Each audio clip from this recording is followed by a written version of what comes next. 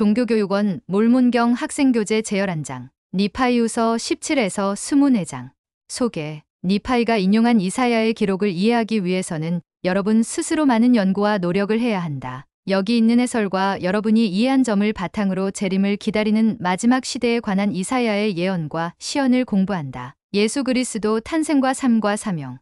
그리고 마지막 시대에 사악한 이들에게 내려질 심판과 멸망으로 어떻게 그분의 재림을 위해 세상이 준비되는지 살펴본다. 회복이 일어나는 상황을 묘사한 부분에 특히 주의를 기울인다. 또한 이사야가 예언한 사악한 세상의 행태가 무엇인지 생각해 본다. 마지막 시대에 있을 죄악에 대해 예언한 부분을 찾아보고 그 내용을 파악한다면 의로운 선택을 하고 사악한 사람들에게 내려질 큰 심판을 피하는 데 도움이 될 것이다. 해설. 니파이후서 17에서 24장. 개관 및 배경. 이사야의 예언은 중의적 성격 때문에 많은 사람이 이해하기 어려워한다. 한편으로 이 예언들은 선지자로서 이사야가 받은 부름과 당시 시대 상황과 배경에 직접적으로 연관된다. 그러나 다른 한편으로 이사야는 똑같은 사건들을 절정의 시기와 마지막 시대에 일어날 사건을 묘사하는 데에도 사용했다. 이사야가 어떤 역사적, 지리적, 정치적 맥락에서 예언했는지를 알면 이해하는 데 도움이 된다. 니파이후서 25장 5에서 6절 참조. 이사야가 예언했을 당시 이스라엘에는 두 왕국, 즉 남쪽에 있는 유다 왕국과 북쪽에 있는 이스라엘 왕국 또는 에브라임이 있었다. 그리고 수리아라는 나라가 있었는데 이스라엘 왕국과 유다 왕국 모두와 또는 둘 중 한 왕국과 때로는 적국이었고 때로는 동맹국이었다. 경전 안내서 연대표 이스라엘의 사건과 유다의 사건 196에서 197쪽 참조.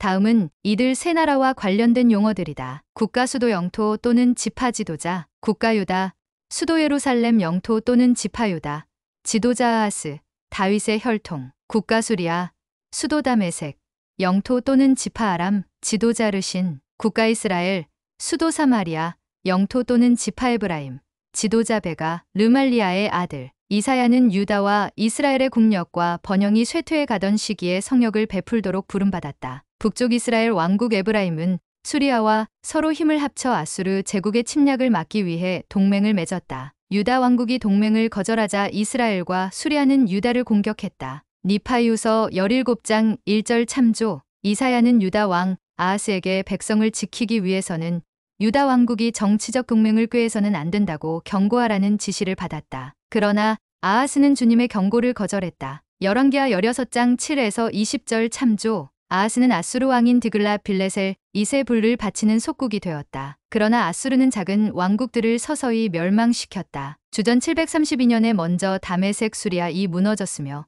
주전 722년에는 사마리아 이스라엘과 주전 701년에는 예루살렘을 제외한 유다의 모든 성이 차례로 아수르에게 정복당했다. 이사야의 많은 예언과 마찬가지로 그의 시대에 성취된 예언이 한 가지 있었다. 열왕기하 16에서 18장 참조. 이는 고대 이스라엘과 유다의 역사에서 드러난다. 니파이후서 17에서 24장 또한 이사야 7에서 14장 참조. 을 각장 소개와 함께 주의 깊게 읽어보면 이사야의 예언이 우리가 기다리는 위대한 사건인 주 예수 그리스도의 재림과 그에 앞서 일어날 심판과도 연관이 있음을 알 수 있다. 12사도 정원회에 들린 H. 옥스 장로는 계속 이어지는 세대와 이 중요한 기록을 이해하는데 필요한 성신의 역할에 관한 이사야의 예언이 복합적으로 성취되었음을 지적했다. 이사야서에는 수많은 예언이 담겨 있는데 예언이 성취된 것은 상당히 복합적으로 이루어진 것 같습니다. 한 예언이 이사야 시대 사람들에 관련되어 있는가 하면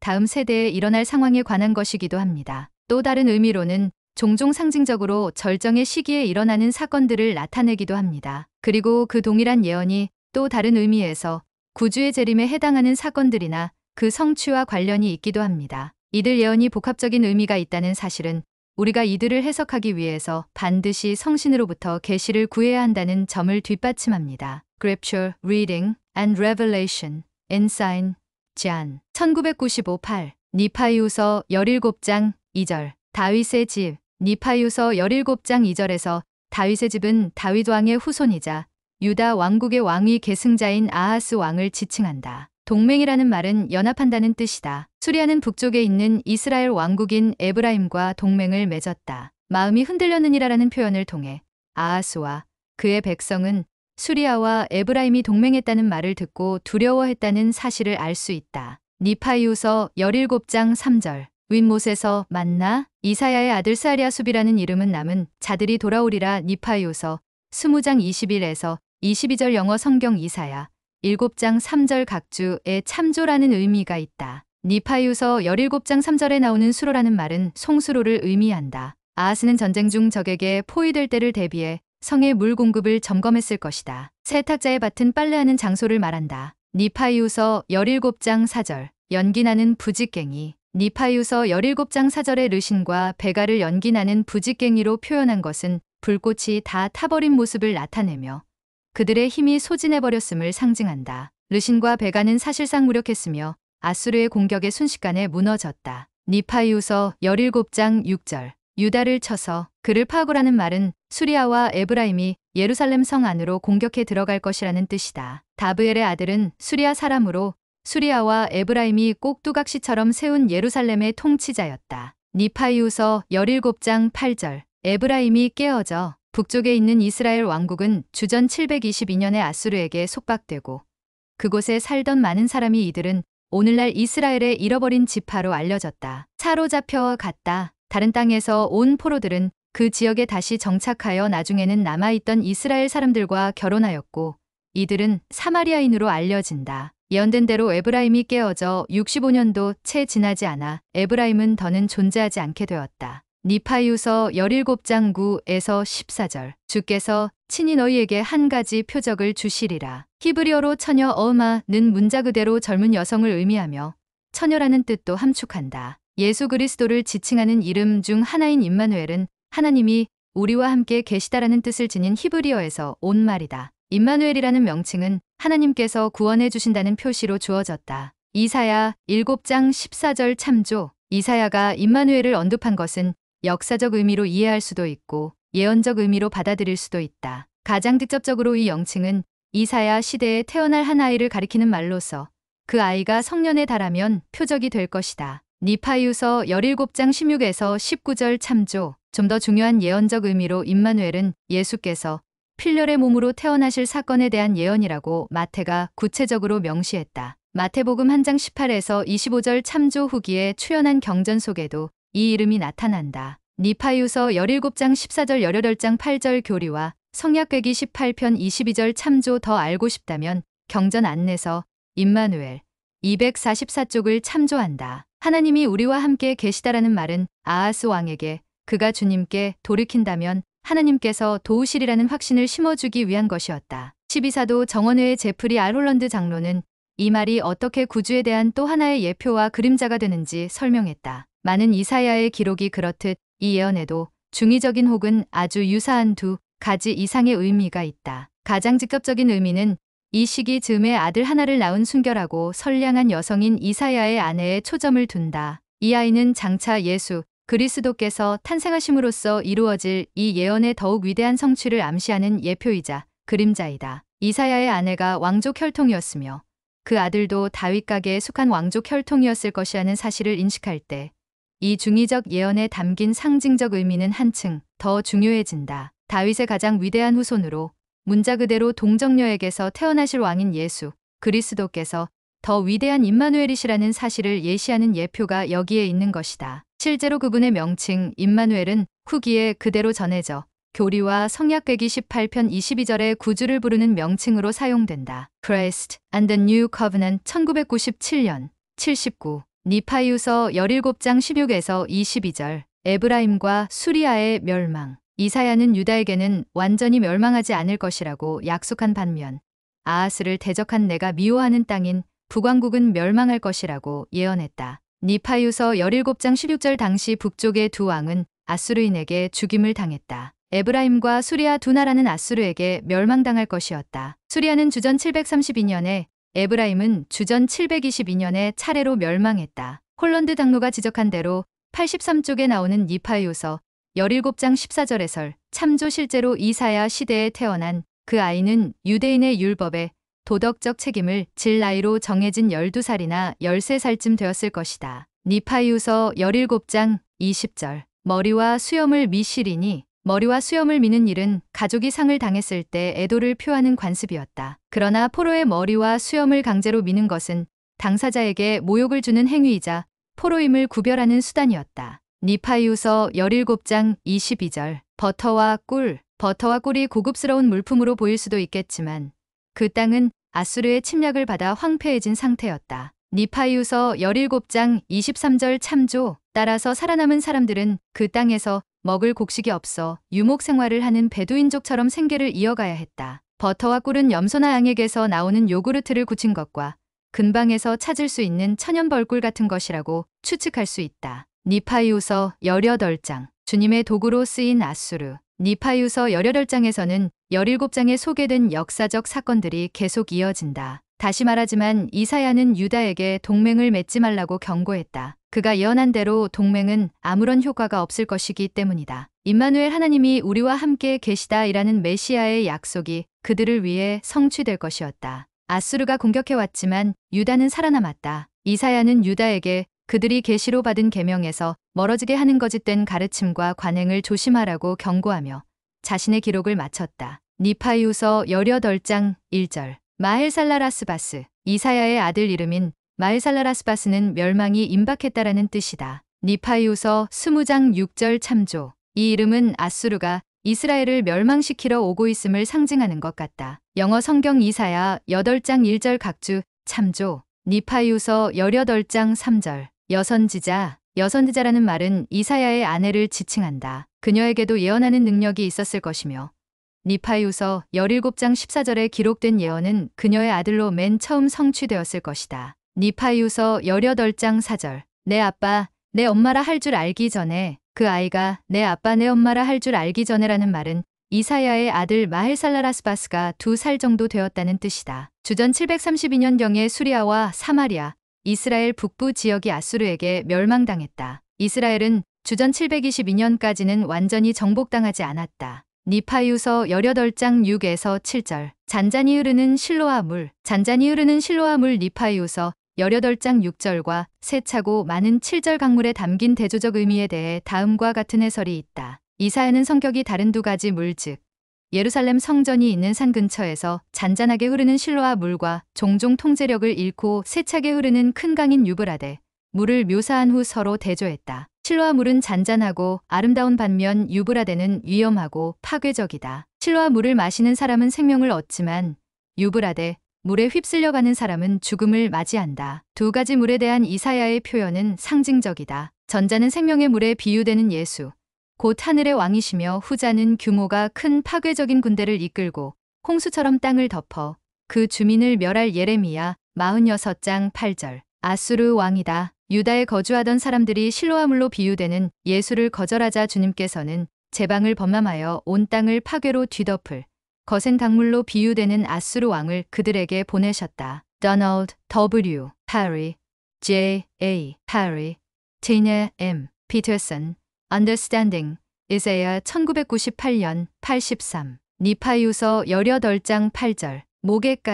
모개까지라는 상징적 표현은 아수르 왕이 유다 땅을 예루살렘까지 정복할 것임을 나타낸다. 주전 701년경의 아수르는 이미 수도 예루살렘 성를 제외한 유다 전역을 멸망시켰다. 니파이후서 18장 80절. 하나님이 우리와 함께 하심이니라. 아수르가 유다를 정복했을 때 모든 것이 무너진 듯했지만 임마누엘 또는 하나님이 우리와 함께 하셨기 때문에 예루살렘은 멸망에서 보호되었다. 니파이후서 18장 10절. 성벽 너머로 화살 하나도 넘어가지 못한 이 기적 같은 사건은 이사야 37장 33에서 36절에 묘사되어 있다. 니파이후서 18장 14절. 성소와 걸림돌. 12사도 정원회의 브루스 알메콩키 장로는 임마누엘에는 구원과 정죄 둘 다 할 수 있는 힘이 있다고 지적했다. 이스라엘의 반석께서 오실 때 그분은 의로운 사람들을 위한 성소가 되실 것이다. 그들은 그분의 복음을 안식처 삼아 화평과 안전을 누릴 것이다. 그러나 예루살렘과 이스라엘 전역에 있는 반역과 불순종을 일삼은 무리에게 그분은 걸림돌과 걸려 넘어지는 바위 또한 덫과 올무가 되실 것이다. 그들은 그분에게 걸려 넘어질 것이다. 그분의 가르침 때문에 분개하고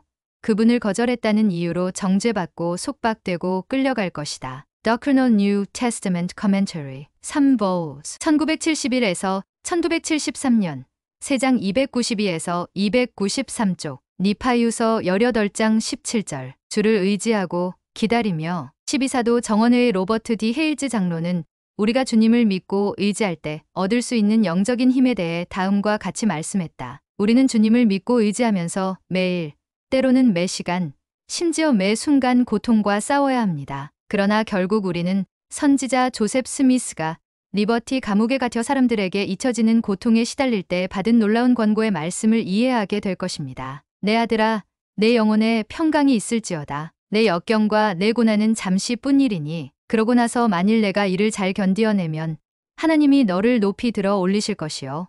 너는 너의 모든 원수를 이기리라. 교리와 성약장 121편 7에서 8절. 사랑하는 형제 자매 여러분, 여러분의 삶의 고통과 시험과 시련이 닥쳐올 때 구주께 가까이 다가가십시오. 여호와를 기다리며 그를 바라보십시오. 이사야 8장 17절 니파이후서 18장 17절 오직 여호와를 앙망하는 자는 새 힘을 얻으리니 독수리가 날개치며 올라감 같을 것이요. 다른 박질하여도 곤비하지 아니하겠고 걸어가도 피곤하지 아니하리로다. 이사야 40장 31절. 치유는 주님께서 정하신 시간에 주님의 방법에 따라 이루어질 것입니다. 인내하십시오. 리아호나 1999년 1월호 17조. 니파이후서 18장 19절. 신접한 자들과 주절거리는 마술사. 그 암흑 시기의 사람들은 주님께 의지하기보다는 죽은 사람의 영에 의지하고자 했다. 주절거리며 중얼거리는 마술사라는 말은 스스로 죽은 사람과 접신했다고 믿는 무당들이 시끄러운 소리로 중얼거리며 말하는 모습을 나타낸다.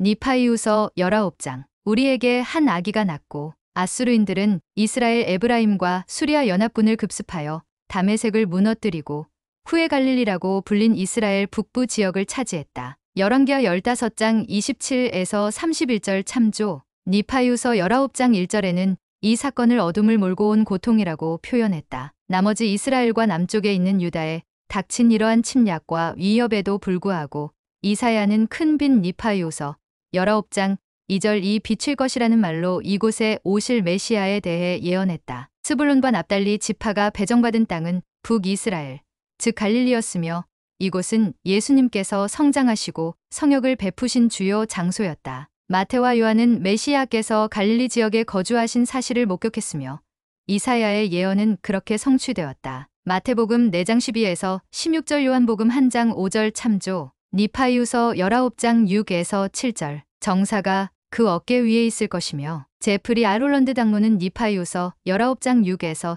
7절에 나오는 이사야 예언의 성취가 속죄와 복천년 시기 둘 다와 관련이 있다고 기록했다. 정사가 궁극적으로 그분 어깨에 있을 것이라는 말은 온 세상이 언젠가는 그분이 만주의 주이시여 만왕의 왕이시며 거룩한 주권자 및 대제사로서 지니신 위엄과 신성한 예복을 갖추시고 이 땅과 그분의 교회를 친히 통치하시리라는 사실을 인정하게 될 것임을 확증하는 말이다. 정사와 그것에 관한 짐이 그분 어깨에 있기 때문에 우리가 짊어질 짐은 크게 가벼워지리라는 사실에서 모든 사람은 위안을 얻을 수 있다. 이것은 우리 죄 또는 적어도 여기에서는 우리의 현세적 짐들 그분 어깨로 가져가신 그리스도의 속죄에 대해 이사야가 남긴 또 다른 예언이다. Christ and the New Covenant 80. 니파이후서 19장 6에서 7절. 주 예수 그리스도를 부르는 각 명칭은 구주에 대한 우리의 이해에 어떤 새로운 의미를 더해주는가? 제프리 아롤런드 당로는 우리가 주 예수 그리스도를 부르는 다양한 명칭의 중요성을 이해할 수 있도록 다음과 같은 설명을 했다. 그분은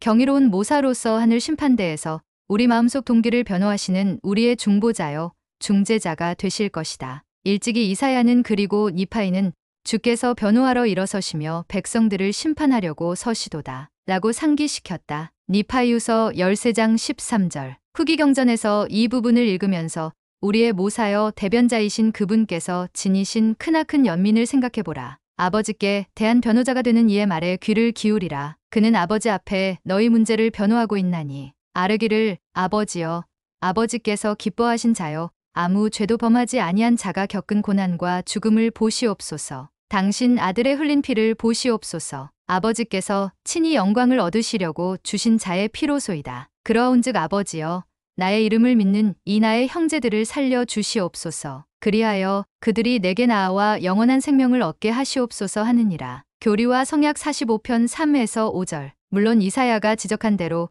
그리스도께서는 중재자이실 뿐만 아니라 심판자이시기도 하다. 모사이아서 3장 10절 모로나에서 10장 34절 못에서 6장 57절 참조 심판하는 그분의 역할을 이해할 때 우리는 하나님이 친히 그분의 백성을 구속하러 내려오실 것이라고 되풀이한 아비나다이의 말에서 훨씬 더 커다란 의미를 찾을 수 있다. 모사이아서 13장 28절 또한 모사이아서 13장 34절 15장 1절 엘마서 42장 15절 참조. 이것은 마치 하늘의 그 거대한 법정에 앉은 재판관께서 재판대에 선 죄 지은 사람들의 무거운 짐을 다른 어느 누구에게도 대신 짊어지라고 하고 싶지 않았기에 직접 판사복을 벗고 지상에 친히 내려와서 그들이 받을 매질을 몸소 받는 것과 같다. 그리스도께서 자비로운 재판관이시라는 사실은 그분께서 모사여, 중보자여, 변호자이시라는 사실만큼이나 아름답고 경이롭다. 능하신 하나님이라는 말은 하나님의 권능과 힘, 전능하심, 대적할 수 없는 영향력을 나타낸다. 이사야는 그분께서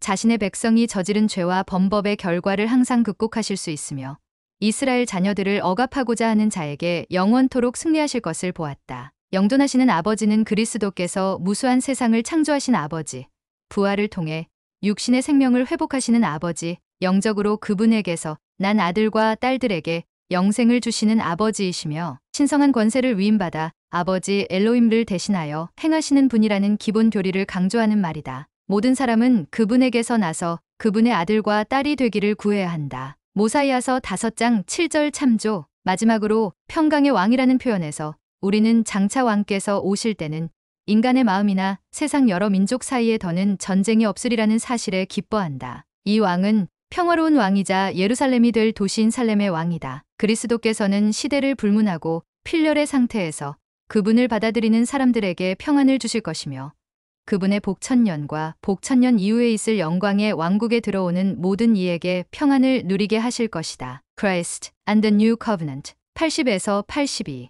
니파이후서 19장 11에서 12절 그의 손은 여전히 뻗어 있느니라. 의신의 대적은 아수르인을 말한다. 그의 손은 여전히 뻗어 있느니라. 이는 대부분 의로운 진노를 표현하는 말이지만 다른 곳에서는 자비의 손길을 뜻하기도 한다. 니파이후서 28장 32절 야곱서 6장 4에서 5절 참조. 니파이후서 19장 18에서 19절 불을 지필 뗄감. 니파이후서 19장 5절에 나오는 피 묻은 전쟁 갑옷은 큰 빛 2절 이 가져다 주는 기쁨과 평안을 준비하기 위한 불의 연료이다. 이와는 반대로 18에서 19절에 나오는 불을 지필 뗄감은 그들의 형제조차도 아끼지 않을 정도로 어둠 속에 거하는 사람들과 그 사악함을 의미한다. 니파이후서 20장 아수르에게 내려진 하나님의 심판. 아수르인이 이스라엘과 유다를 대적해 승리하도록 허락되기는 했지만 그들 역시 불의했기 때문에 하나님의 심판을 받았다. 니파이후서 20장에는 아수르의 운명에 관한 예언이 담겨 있으며 이 예언이 어떻게 성취되었는지는 역사를 통해 알 수 있다. 이사야는 아수르가 펼친 몇 가지 성공적인 군사작전을 언급했고 9절 참조 결국 유다를 침략해 승리하리라고 예언했으며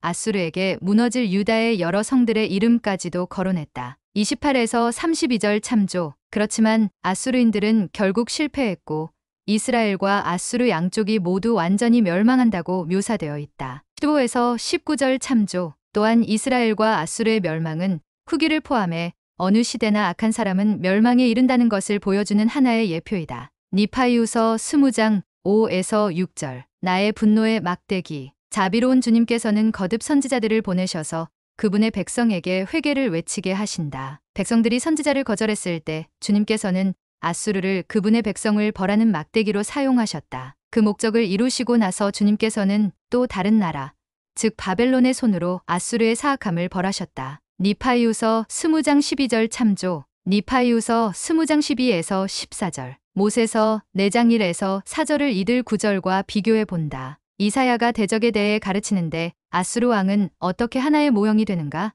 니파이후서 20장 12에서 15절. 도끼가 자기를 자랑하겠느냐? 주님께서는 아수르가 자루를 쥔 주인에게 자기를 자랑하는 도끼와 같다고 비유하셨다. 도끼 아수르는 스스로 힘을 발휘할 수 없으며 그의 통치는 끝날 때가 되었다. 니파이후서 20장 16에서 19절. 악한 사람들은 하루 사이에 멸망할 것이다. 이사야는 아수르의 멸망을 재림 때 있을 사악한 이들의 멸망을 나타내는 예표와 투영으로 사용했다. 브루스 알메콩키 당로는 이 구절을 읽는 이들에게 재림의 맥락과 어떻게 연관시켜 이해해야 할지를 가르쳤다. 이사야는 재림에 대해 이렇게 말했다. 이스라엘의 빛은 불이 되고 그의 거룩하신 이는 불꽃이 되실 것이니라. 하루 사이에 그의 가시와 찔레가 소멸되니라. 또한 포도원을 정화하는 불타는 날에 대해서도 언급했다. 그 불로 숲과 기름진 밭의 영광이 전부 소멸되리니. 그리고 이렇게 기록은 계속된다. 그의 숲에 남은 나무의 수가 희소하여 아이라도 능히 계수할 수 있으리라. 그날에 인간의 사악함이 만연하고 그 악이 너무 커서 비교적 극소수만이 살아남을 것이다. 그날, 곧 불타는 날, 모든 썩어질 것들이 소멸되는 날. 남는 자가 적을 그날에 이스라엘에 남은 자와 야곱 족속의 피난한 자들이 다시는 자기를 친 자를 의지하지 아니하고 이스라엘의 거룩하신 이 여호와를 진실하게 의지하리니 남은 자 곧 야곱에 남은 자가 능하신 하나님께로 돌아올 것이라. 이사야 10장 17에서 21절. 그들은 주님의 재림 이후에 집합할 것이다. The Millennial Messiah 1982-315에서 316. 니파이후서 21장. 이새의 가지. 주님께서는 이사야의 시야를 열어 후기에 관한 중대한 진리를 가르치셨다. 모로나이처럼 몰문서 8장 34에서 35절 참조. 이사야도 우리 시대 상황과 주님께서 어떤 사건들로 위대한 복천년의 날을 다가오게 하실지를 보았다. 이사야가 남긴 많은 예언은 선지자 조셉 스미스를 통해 복음이 회복되는 사건과 직접 연관이 있다. 니파이후서 21장 1에서 5절, 10절. 줄기, 가지, 어린 가지. 1823년 9월 21일 모로나이가 조셉 스미스에게 나타났을 때 그는 이사야 11장을 인용하며 이르기를 이것은 바야흐로 성취되려 하고 있다고 하였다. 조셉 스미스 역사 한 장 40절. 이새의 줄기는 누구이며 그 줄기에서 자라날 어린 가지는 누구를 말하는가? 주님께서는 이 질문에 대해 교리와 성약 113편 1에서 4절에서 답하셨다. 그렇지만 각 상징 용어가 누구를 의미하는지 판단하기 위해서는 주의를 기울여 깊이 생각하며 기록을 읽어야 한다. 브루스 알메콩키 장로는 복천년 때에 그 가지는 그리스도가 될 것이라고 밝혔다. 여호와의 말씀이니라. 보라 때가 이르리니 내가 다윗에게 한 의로운 가지를 일으킬 것이라. 그가 왕이 되어 지혜롭게 다스리며. 예레미야 23장 3에서 6절. 이 말씀은 복천년 동안 세상을 친히 다스리실 왕은 다윗의 집에서 자라난 가지일 것이라는 뜻이다. 그분은 주 여호와이시며 우리가 그리스도라 부르는 분이시다. The Promised Messiah, The First Coming of Christ. 1978년 193. 니파이후서 21장 1절에는 후기에 세워질 주님의 왕국에 관한 추가 견해와 메시아에 관한 예언이 한데 엮여 있다. 이새의 줄기에서 한 어린 가지가 나올 것이며 그의 뿌리에서 한 가지가 자라날 것이라. 후기에 받은 계시는 이 어린 가지가 그리스도의 손 안에 있는 한 종 교리와 성약 113편 4절을 의미한다고 밝힌다. 후기의 종이라는 개념은 니파이후서 21장 10절에서 시적으로 반복되는데 이번에는 이새의 뿌리라고 나온다. 이 뿌리는 마지막 날의 기호가 되고 나의 백성들의 집합을 위하여 신권과 왕국의 열쇠 교리와 성약 113편 6절을 주게 될 한 사람을 지칭하는 말이다. 그 한 사람은 선지자 조셉 스미스다. 마찬가지로 그의 뒤를 이은 예수 그리스도 후기 성도 교회의 모든 선지자도 이새의 뿌리이다. 브루스 알메콩키 장로는 같은 느낌을 다음과 같이 표현했다. 여기 언급된 신권이 회복되고 왕국 열쇠를 받았으며 이 경륜의 시대의 주님 백성들의 집합을 위하여 길을 들어올린 선지자를 조셉 스미스라 말한다고 해서 잘못을 범하는 것인가? 그리스도의 손 안에 있는 한 종이요. 부분적으로 에브라임의 후손 또는 요셉 집의 후손인 동시에 이새의 후손이니 그에게 많은 권능이 놓여 있다. 교리와 성약 113편 4에서 6절 고한 그 종은 조셉 스미스가 아닌가? 무한하신 이의 속삭임에 귀 기울이는 사람들은 이러한 것들의 의미를 알 것이다. Millennial Messiah 339에서 340. 니파이후서 21장 9절. 주를 아는 지식이 땅에 충만할 것임이니라. 델린 H. 옥스 장로는 하늘에서 부어주시는 지식을 얻는 것에는 하나님의 방법을 깨닫고 성신과 함께하는 가운데 그 지식을 키우며 신권 교리를 이해하는 일이 포함된다고 가르쳤다. 오늘날 우리는 세상과 그 안에 사는 사람들에 대한 지식이 급증하는 시대를 삽니다. 그러나 세상 사람들은 하나님과 그분 자녀를 위한 그분의 계획에 대해서는 그에 필적할 만한 지식의 확장을 경험하고 있지 않습니다. 이 문제에 관해 세상 사람들에게 필요한 것은 더 많은 학위나 기술이 아니라 더 많은 의로움과 계시입니다. 저는 여호와를 아는 지식이 세상에 충만할 것임이니라.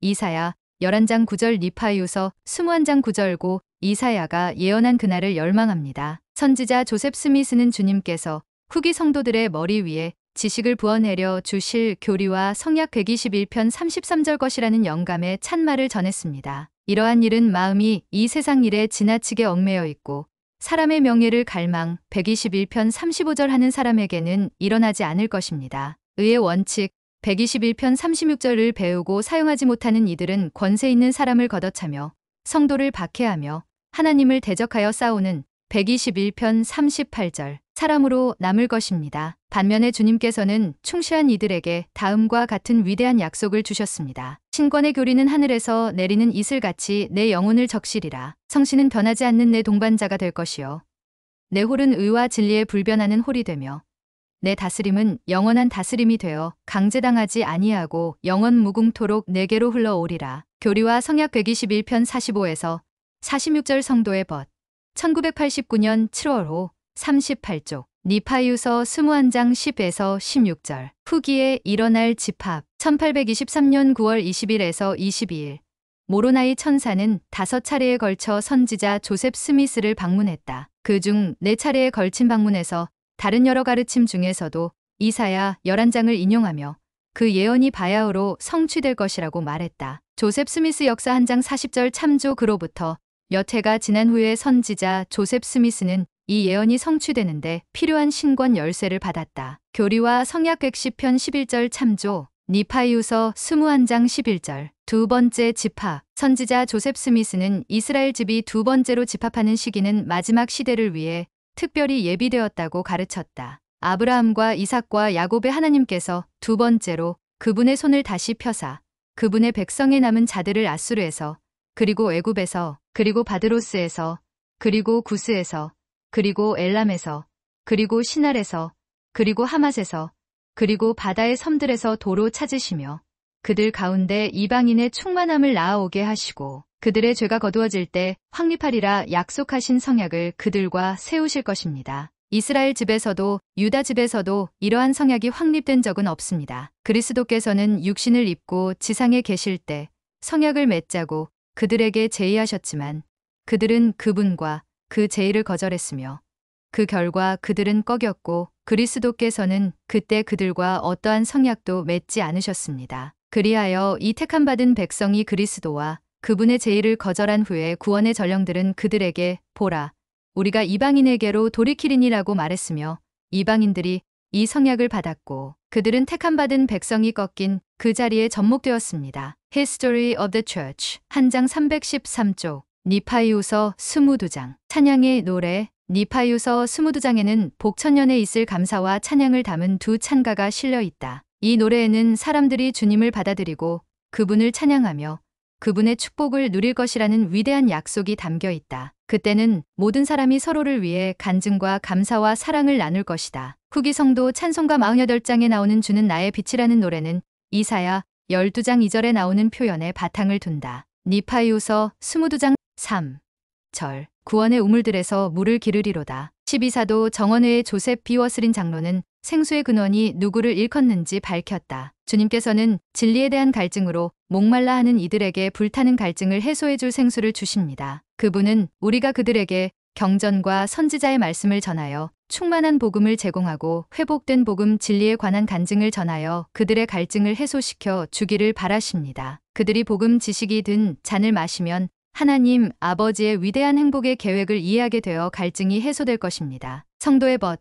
1995년 7월 호 19쪽 니파이유서 23장 바벨론의 멸망 이사야는 바벨론의 멸망과 그 고귀함이 무너지는 모습 그리고 백성들에게 보편화된 사악함을 생생한 시연으로 보았다. 하나님께서는 여러 세력을 모아 바벨론을 멸망시키라고 명하셨다. 니파이유서 13장 2에서 6절 참조 주전 538년 고레스 대왕이 이끄는 메대와 바사 연합군이 유브라데 강을 두구로 막고 강바닥으로 진군해 와서 바벨론 성벽 아래에 이르러 성을 탈환하고 그 제국을 무너뜨린 일이 그 명령에 대한 응답이었다. 영적인 의미에서 바벨론이라는 용어로 비유된 표현을 생각해 볼 때 이 사건의 의미는 더욱 명확해진다. 이사야 역시 자신의 예언에서 바벨론이라는 용어를 마지막 시대에 세상 전반의 영적 상태를 나타내는 말로 사용했다. 하나님께서 주신 명은 거룩하게 된 자들 니파이유서 23장 3절인 후기의 성도들이 함께 모이고 하나님과 연합하여 세상의 악 바벨론을 물리치라는 명령이다. 니파이후서 23장 6절. 주의 날, 주의 날이라는 표현은 악한 사람을 벌하고 의로운 사람을 보존하실 주님의 심판을 일컫는데 자주 사용되었다. 주님께서는 그날을 준비하라 명하시며 이렇게 말씀하셨다. 너희가 준비되어 있으면 두려워하지 않게 되리라. 교리와 성약 38편 30절. 니파이후서 24장 4에서 20절. 루시퍼의 멸망과 바벨론의 멸망. 니파이후서 24장에서 주님께서는 이사야를 통해 이스라엘 집에 속한 사악한 이들을 정죄하셨다. 이사야는 이스라엘 집에 존재하는 악 때문에 커다란 심판이 올 것이라고 예언했다. 일반적으로 이러한 심판은 다른 나라의 손으로 이루어지게 된다. 이 멸망에 대한 이사야의 시언과 예언을 통해 열국 가운데 고통을 가져오는 주요 세력으로서 대적이 담당하는 역할을 분명하게 알 수 있다. 예언자의 균세를 통해 우리는 루시퍼가 결국 실패할 것임을 알 수 있다. 니파이후서 24장 12절.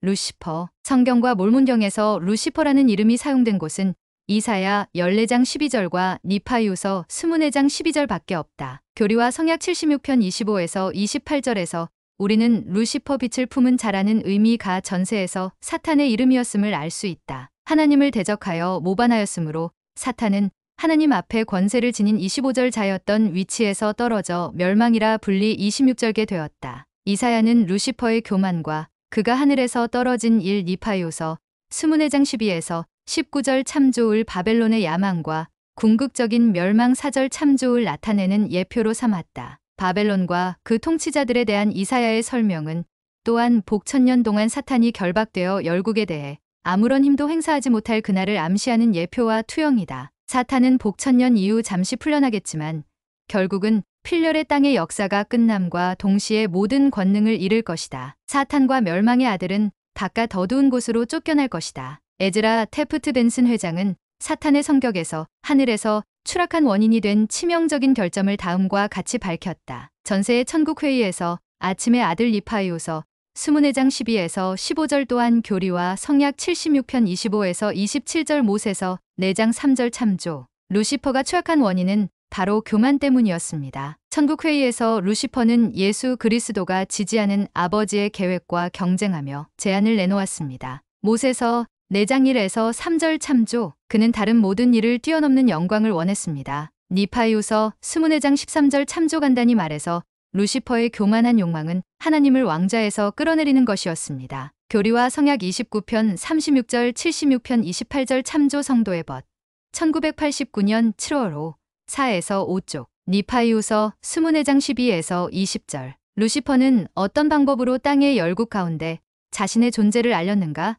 루시퍼가 한 행위는 어떤 결과를 낳을 것인가? 생각해 볼 점. 니파이후서 17에서 19장을 공부하면서 예수 그리스도의 삶이 어떤 면에서 마지막 날에 이룰 핵심 목적이 되는지를 살펴본다. 마지막 시대의 심판에 관한 이사야의 경고 중 여러분에게 가장 의미 있는 것은 무엇인가? 재림은 어떤 면에서 크고도 두려운가? 재언 과제. 여러분이 이사야를 인용한 이 장들과 그 해설을 주의 깊게 읽고 공부했다면 이제 후기 성도로서 여러분에게 의미가 있고 오늘날 우리 세상에 적용할 수 있는 가장 중요한 예언적 통찰은 무엇이라고 생각하는지 따로 종이를 준비해서 적어본다. 다음에 나오는 각 성구에서 주요 주제를 찾아본다. 니파이후서 17에서 18장, 니파이후서 19장, 니파이후서 20장 12에서 19절, 니파이후서 21장 10에서 14절, 니파이후서 22장, 니파이후서 23장, 니파이후서 24장.